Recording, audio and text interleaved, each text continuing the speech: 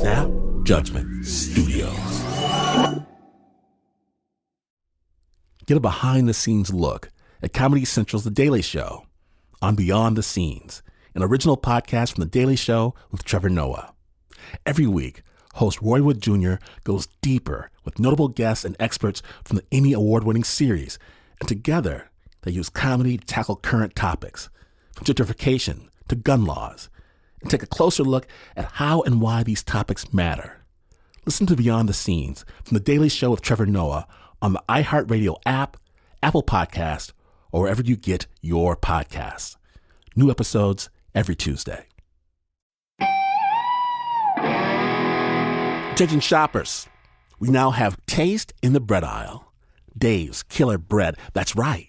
An organic bread that's no longer a sedative for your taste buds. Dave's Killer Bread is on a mission to make the most of the loaf, to rid the world of GMOs, high fructose corn syrup, and artificial ingredients, and plant the seeds of good in all that they bake. Killer taste, killer texture, always organic. Dave's Killer Bread.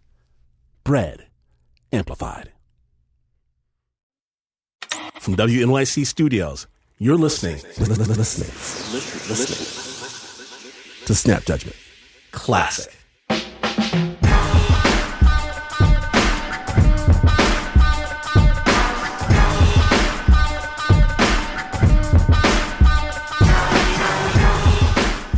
Now, I'm excited because the best ass whoopings are the ones you don't see coming. And no one knows a beatdown like Snap Judgment's Joe Rosenberg. Joe, take it away.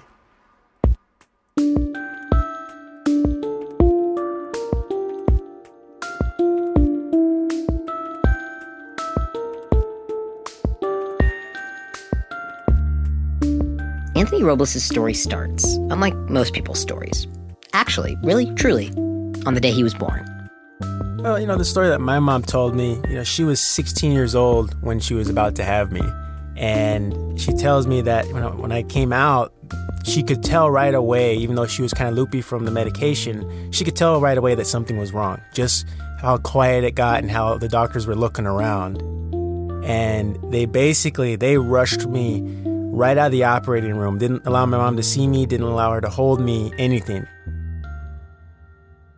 And so my mom, she's sitting there just asking the nurses, what's going on? Where's my son? And no one's telling her anything. She didn't even get to look at my face. And apparently they went to my grandparents first because they didn't know how to handle the situation. Everyone was in shock. And it was my grandparents ultimately that broke the news to my mom that her son was missing his right leg. And little baby Anthony, he wasn't missing his right leg in the way you might normally think of there being like half of the thigh where, they can put a prosthetic. Instead, there was simply no leg at all the way up to the hip socket. In fact, he didn't have a right hip either. As soon as she tells me that her first reaction was, I just want to see him. She said as soon as she saw me, as soon as she was able to hold me, it didn't matter. She didn't see my missing leg. She told me that she told me she saw perfection. Anthony grew up in Arizona not seeing himself as any different from any of the other kids. He says when they learned to crawl, he learned to wiggle. When they learned to walk, he learned to hop. And no one thought much of it. And so, growing up with my siblings, I didn't think it was a big deal. I honestly saw it as something as simple as, my sister's a girl, I'm a boy. She has 2 legs, I have 1. That was it. That's how it was in our family. And if you're picturing Anthony doing normal, everyday things, only more slowly, don't. Using crutches, he was fast. Really fast. Now I can run an 8-minute mile. But I remember once on the playground, I grabbed the green 4-square ball. That was the good one. And one of the kids, he runs up behind me and slaps it out of my hand. And he takes out running. He's like, it's mine. And so I just take off, dead sprint on my crutches to catch him. And then you just see him look back over his right shoulder, and he sees me, and then his eyes get pretty wide, and I'm just barreling down the blacktop at him. So he takes off faster, but by that time, I was already on him, and I took him down with my crutch. But Anthony's unselfconsciousness about having 1 leg, it didn't last. For one thing, as he got a little older, he was like any other boy growing up. He wanted to be popular, to feel normal. And that got harder. But maybe the biggest reason was his dad, Ron. I just noticed kind of little things of how he treated me differently than my siblings. He'd always call my brother Nicholas mijo, my son. And he never called me that, ever. And I felt like he was meaner to me for some reason. And I would kind of start to hide from him. I was like, I don't want to give Dad a reason to yell at me. And, still going through the whole things with the missing leg, I kind of started to think that was the problem. That was the reason. Of course, I'm not going to ask that. But it turned out he didn't have to ask. Because when he was 9 years old, Anthony's father finally told him what was going on. We're sitting in a parking lot in this van because my mom, she's getting her hair done. They got the AC on and we're listening to the radio. My brother Nicholas, he's asleep in the car seat, and I'm just quiet, I'm just looking out the windows. And I just remember my dad just turning off the radio and he's like, I want to talk to you about something. He's like, have you ever met my dad? He asked me if I ever met his dad. And I was like, yeah, Dad. I was like, we met that one time. And I was telling him, he's like, oh, yeah. He's like, I forgot that. He's like, did you know that my dad didn't raise me? And I was like, no, I didn't really understand what he was saying. He's like, yeah. He's like, I had a stepdad. And he said, I just wanted to let you know, that I'm not your real dad. And he stayed quiet for a second, and his words it took a second to impact me. Like, I'm like, wait, what? Like, what did you say? I was like, Dad, you've been there since the beginning. It's like, your mom and dad. Like, what are you talking about? And he's just like, I'm not your dad. He's like, you have another dad somewhere else. And he said, if you want to find him one day, he said, I'll help you find him. He said, we can look him up. But I just wanted to let you know that. And that's where he stopped it. He basically just turned back up the radio and that was it. There wasn't, I'm not your real dad, but I still love you. I'm not your dad, but you're still my son. Nothing. Literally, that was it. And he just brought my world down right there. Anthony had always felt that if he belonged anywhere, it was with his family. And now he felt like an outcast. And even though he knew his mom and his siblings loved and supported him just as much as before, invariably his dad would do something to remind him that he was different, the other. And while he was struggling to fit in at home, he was struggling more and more to fit in at school. I really started to look at my crutches and notice how they make the clicking noise. And anybody who's used crutches before, they understand what I'm talking about. When the it hits the ground and it clicks over and over and over again. And, walking through the hallways when it was quiet, I was embarrassed to hear that noise. And so I finally figured out that if I taped the bottom of my crutch, it would make myself a little bit less noticeable to everybody else. But while all this was going on, Anthony was also hanging out with this cousin who was on a wrestling team at one of the local high schools. Always trying to tell me, he's like, you should get into wrestling. You should get into wrestling. He's like, I think you'd be good at it. You're little, but you're strong. Only Anthony kept putting him off. He just couldn't imagine himself as a wrestler. Until finally, one day, his cousin dragged him to a wrestling practice and said, you don't need to do anything. Just watch. And you could just see they're drenched in sweat. They're all bleeding. Their faces are all scarred up. So I'm watching these guys just beat on each other. I'm like, dude, that looks like it hurts. That doesn't look fun at all. And my cousin's coach walks up to me and he said, our little guy, our 103, doesn't have a teammate today to wrestle with. Do you want to jump in with him? And I'm like, no, coach, I'm good. He's like, no, thank you. But my cousin right away, he's like, dude, you got to try it. So Anthony put down his crutches and, standing on his one leg, squared off against a 103-pounder, this skinny guy, who nevertheless had a really mean look on his face. We shake hands. I hear that whistle blow, and he just comes straight at me. Just slams me on the ground. And, I'm shocked for a second. I'm like looking around, and I just remember hitting the ground, and it hurt. But I got mad. I was like, what the heck? Who does he think he is? And right away, the fire just lit in me because I was thinking to myself, I can beat this guy. But I didn't know what to do. So Anthony jumped up and fought back with, I guess, the first move that occurred to him. Basically just trying to grab his head and squeeze it. And yeah, no, that didn't work. Anthony got owned in that match. So his coach blows the whistle, and I'm just breathing ridiculously heavy, and my face is all swollen, and I'm bleeding. But in my mind, this is where I'm supposed to be. I also just hearing you talk about it right now with your being like, I can beat this guy. I wonder if there's something really refreshingly simple ultimately about the sport, which is like, there's no excuses. You either win or you can't. Like, there's not going to be, it's really not going to matter about the leg or not. Exactly. Yeah. And I felt like, my whole life, it was always about what I couldn't do because I was missing the leg. But wrestling, the best guy in the wrestling room, he just has to be able to figure out how to win with what he has. When you got home after that practice, did your parents, or particularly did your dad, have anything to say about it, at least at first? At first, yeah. And, and it was really, I was surprised because despite a lot of the negative stuff, we did have some positive things growing up, and one of the positive things we shared was we used to love watching UFC, MMA. And so when I told him I wanted to wrestle, he got excited about it. It wasn't long after I started my first wrestling season that he went out and bought the movie Vision Quest. Loud and swing, Thompson High. It's a wrestling movie. It's, any wrestler who wrestles knows what Vision Quest is. They've seen it. But I knew it was just, wrestling had my heart from there on out. And so Anthony joined his freshman high school team, the Eagles, and a few months later found himself entering his very first official wrestling competition.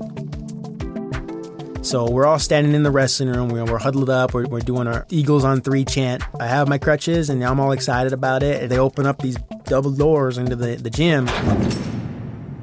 And as soon as I come out, some lady in the crowd, she starts laughing. And she was looking right at me when she was laughing. I'm talking like, this is hilarious. Like, it's the funniest thing she's ever seen. And all of a sudden, it all went away. It's like, dang. And then there was the match itself, because right off the bat, Anthony's opponent... He started kicking my butt. Anthony actually described this match to me in detail, but we're going to skip to the end, when his opponent had him on the ground in a headlock. And so he has my head in my arm, and he's cranking my head up to try to pin my shoulders to the mat. When both your shoulders touch the mat, that's called getting pinned. And it's kind of the worst thing that can happen in wrestling. You lose automatically. And it's hard for me to breathe down there. And I was fighting. I was like, man, don't get pinned, don't get pinned. And then I heard the ref blow his whistle and slap the mat, which means, both my shoulders touched the ground. It was over, and I got pinned. I just remember laying there and looking up at the ceiling for a second, and then rolled off my back and walked right back into the wrestling room by myself. And the opposing coaches, when we went through to shake people's hands, they took an extra second to tell me good job, that I had heart. And some people from the stands were saying good job, Robles, just kind of yelling it. And the crowd was clapping, but it didn't do anything to make me feel better.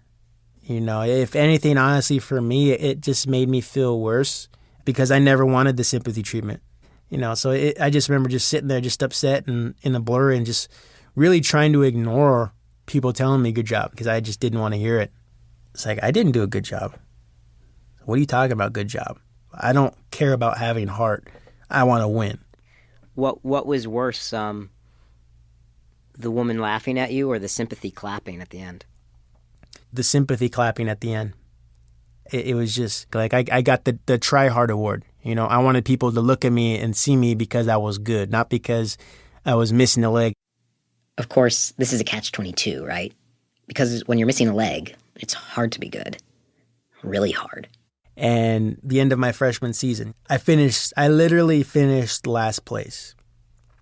Last place in Mesa City tournament. And I went home that night and I just sat in my room just angry. I was like, I know I can do better. I know I can be better. It's not happening. What do I need to do? And that's when the Eagles got a new coach, Coach Williams. Anthony describes Coach Williams as stealth-like. He says he was one of those guys that likes to stay out to the side of the practice. Not saying much, but watching everything. But during one of the times when I'm resting, Coach Williams comes up to me. He's like, hey, I want you to drop down to your knee from neutral. In other words, when the wrestling match started, Coach Williams wanted Anthony to immediately drop down and assume a kind of squatting position instead of standing up.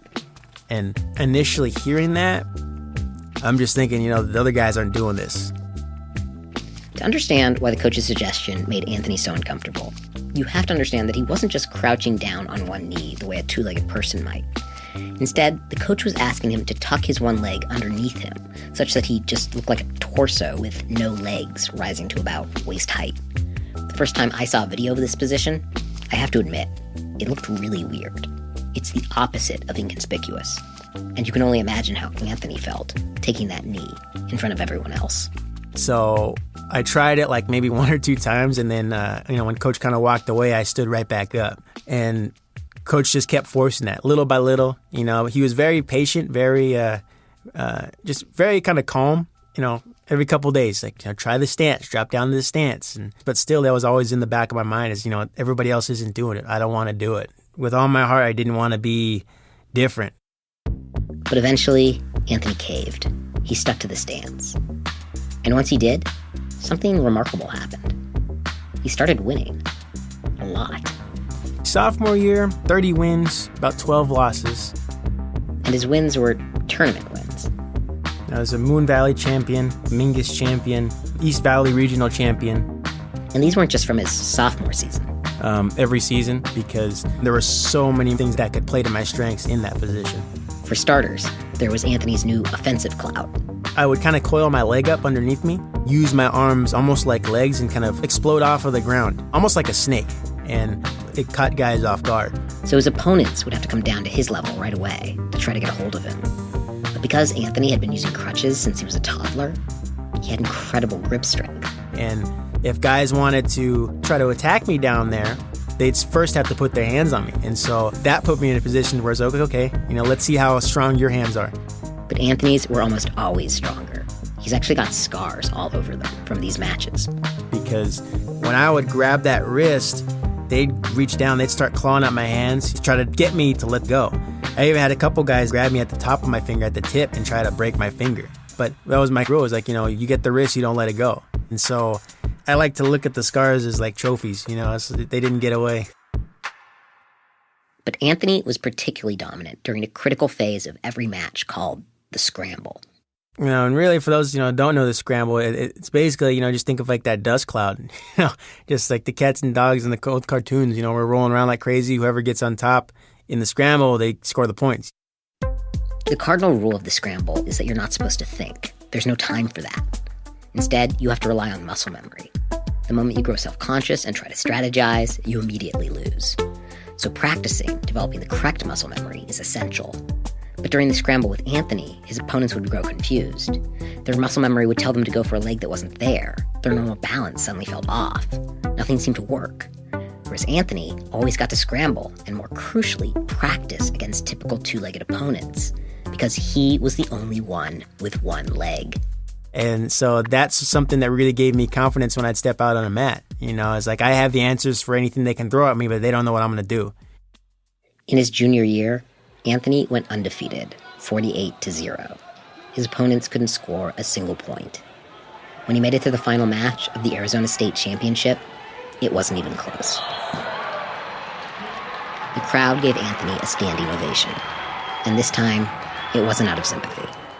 It was because he was the best wrestler in the state. Period. I looked up at my family section first, and so, they're all cheering and crying, and my dad, he was there, and he was actually crying too. He was cheering for me, and I just remember them saying that they were proud of me. But I always knew my mom was proud of me. I never had to hear that from her. But just to see my dad, I think that kind of hit me the most emotionally was just seeing how happy my dad was. Just seeing. But he was proud of you. Yeah. Didn't get to see that much. That night, Anthony went home, knowing that winning state might be a stepping stone to even greater things. Perhaps a national title, then on to a top-ranked college, and eventually, if he stuck with it, the Olympics. But first, for one final pick-me-up, he decided to go check the wrestling forums online and absorb maybe just a little more praise. And it's like one of the top subjects at the very top. It was my name, Anthony Robles. I was like, sweet. It's like click on it, and some dude posted a big old long thing about, he was asking, as he wanted to know other people's opinions. He's like, okay. He's like, Robles just won his first state title. He's like, but I got to say, he's like, I think it's an advantage him missing a leg.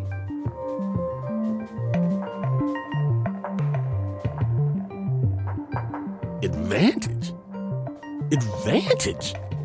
Right after this break, Snap Judgment takes an advantage upside somebody's head. And you're not going to believe what happens next. When the On the Mat episode continues, stay tuned.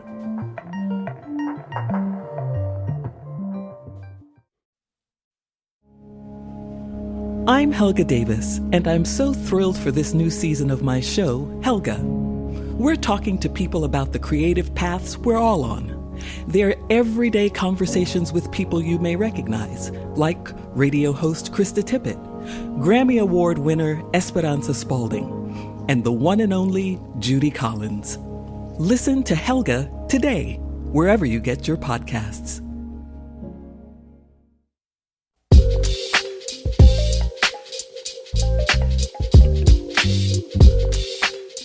Welcome back to Snap Judgment, the On the Mat episode. Now, when last we left off, our man Anthony had just won his first state title. He was checking out what people had to say in the most dangerous of all places, an online message board. Snap Judgment.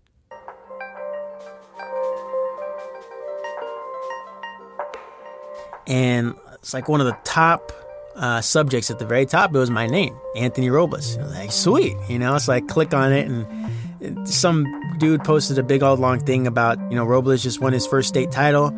He's like, but I got to say, he's like, I think it's an advantage him missing a leg. This was the beginning of an accusation that would dog Anthony for the rest of his career. The argument that he had an unfair advantage was twofold. The first was the issue of the scramble, that his opponents never got to practice against anyone with one leg. But the second regarded his weight. You see, because Anthony was missing a leg and the pounds that would go along with that leg, he got to compete in a lower weight class, even though he had the torso of someone in a higher weight class. His critics predicted that if he went up against opponents of a similar size, he would lose. This debate hadn't gotten much traction on the forums before, but now that Anthony was a state champion, it seemed like it was all anyone wanted to talk about. There were literally I'd say at least 225 posts on there of people just going back and forth arguing the topic. It pissed me off. I even responded to one of them who was saying I had an advantage. He said something else. Did? And yeah, I kind of went off on him, called him a jerk. And it's like, you didn't see the hard work I put in. This was Anthony's primary rebuttal. That sure, maybe he had an advantage in any one match now, but it's an advantage that he developed, that he honed. In the long run, he came from behind. Where was this advantage 2 years ago or the rest of my life? On the one side is an advantage, I didn't just wake up and all of a sudden I was good at wrestling and I was winning these matches. I busted my butt in that weight room. We were pushing cars in 110-degree summers in Arizona over speed bumps so I could get stronger. Now all of a sudden, because my hard work was paying off, I told him, you're not going to take my hard work away from me. I told him I worked for it, so it's mine. And with regards to the weight, Anthony's rebuttal was actually far more practical, which is that everyone was trying to be the biggest wrestler in their weight class. There were some guys with large frames who were known to drop down 25 pounds from their natural weight. That's 4 full weight classes, just so they could loom over their opponents. It's like, okay, so how are you going to say it's unfair for me when you got guys dropping that much weight to get down to a weight class? It's like, okay, if you want to make it fair across the board, then nobody cuts weight, But that's part of the sport. But the other aspect of the debate that really upset Anthony didn't have to do with the criticism of whether he deserved the title or not.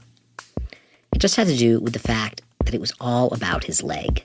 When I was started wrestling, I never wanted to be the wrestler known as, the guy missing a leg. And so I felt like if I could just get to the top, that wouldn't be the factor anymore. That wouldn't be what they were talking about. It wouldn't be the wrestler was missing his right leg. And if all that weren't bad enough, the ongoing debate ensured that even after winning the national championship his senior year, Anthony only got one full-ride athletic scholarship. to a college he didn't want to go to. So he decided to go wrestle for the big local school, Arizona State. And when he told his dad about his decision, he just, he ripped into me. He just went off. He was telling me how I needed to grow up, how I needed to be a man, how I was a mama's boy. But I mean, it was just stuff like that from there on out. Just little stabs that he would come at me with, especially in that summer before I went to college. He took it and just kind of made it something that I was just afraid of. And it put me right back to where I started.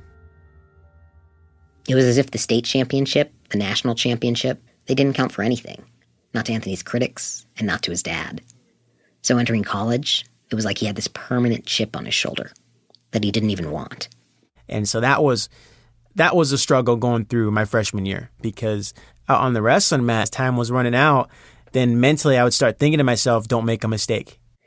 In other words, during the scramble, that crucial part of the match when you're not supposed to think, now Anthony was the one who was overthinking it.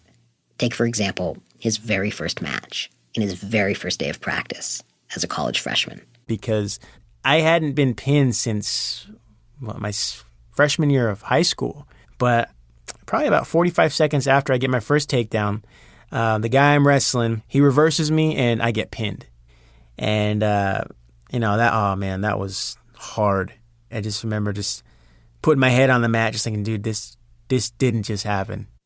Anthony's record his freshman year was mediocre. He wasn't an All-American, and he didn't make it to the NCAA national tournament. But then, one night, toward the beginning of his sophomore year, he decided to take the 20-minute drive back from the dorm to his parents' house to see his family.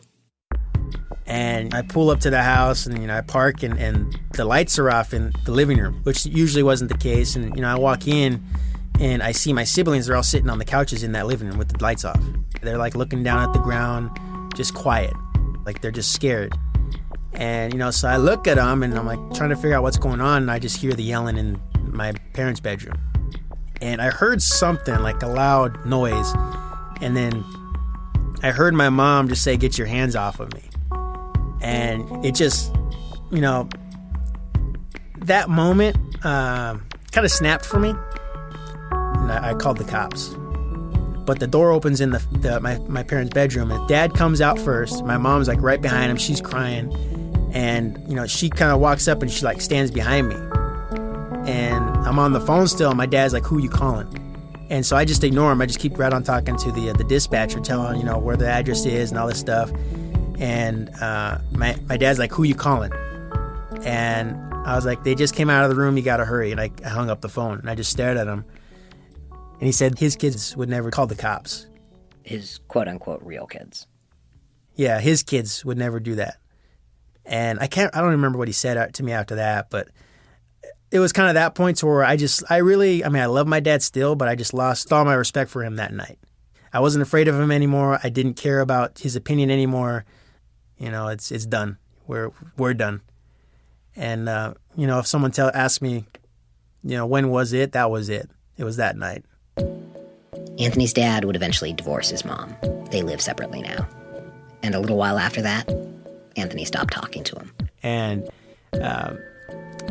for me, I never wished I had another leg. Just the thought of having to never crossed my mind. But, I wish I had a dad. And I guess I don't. Anthony is the first to point out that his relationship with his dad, or his critics, weren't the only factors in his wrestling performance. But by the time he entered his senior year, he said he just felt lighter. It was just a different mentality I had never experienced before. Because instead of worrying about the relationship with my dad when I got home and all that stuff, I wasn't spending a ton of time in my life upset about these things that I couldn't control. And so, at that point, I didn't care anymore. Anthony's senior season, he once again went undefeated. And just before entering the final round for the NCAA championship title, he made an announcement. Defying both convention and expectations, he told reporters that he would not be trying out for the Olympics. Instead, he was quitting the sport. He simply wasn't interested in proving himself anymore. When he was wrestling and, yes, dominating his opponent in the final match, he knew it would be his last. it was weird because usually in a match, always in a match, I never have time to like think about outside things. That match though, it just seemed like I was just thinking about a lot of stuff. You know, I was thinking about my family. And, you know, I just remember getting down to like the last 10 second mark, just thinking, you know, this is it. You know, it's time to say goodbye. I was so calm. I mean, the roar of the crowd didn't bother me anymore. There was no nerves. And, you know, they get down to 0. I just remember just closing my eyes. I didn't want to move. You know, just that moment, I was at peace. Anthony Robles has shown us that impossible is nothing. Anthony Robles is a national champion.